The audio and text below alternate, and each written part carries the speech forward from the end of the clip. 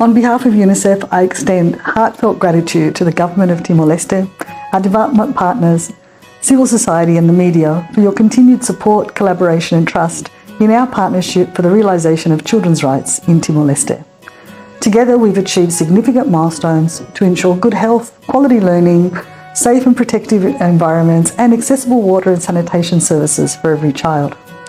On a personal level, 2024 has been a remarkable year for me, and it's been my first 5 months in this amazing country, and I've spent time learning and appreciating the great possibilities that there are for every child in Timor-Leste. Throughout my travels to different municipalities, I've seen the tremendous determination, resilience and the willpower that families have to provide the best opportunities for their children. I'm proud that together with our partners, UNICEF has been able to contribute to boosting the morale of many families, especially those who are living in vulnerable situations. As we come to the close of this great year, I truly hope that all of you will take a moment to celebrate the successes of 2024, reflect on lessons learned and consider the challenges and opportunities which lie ahead for all of us in 2025.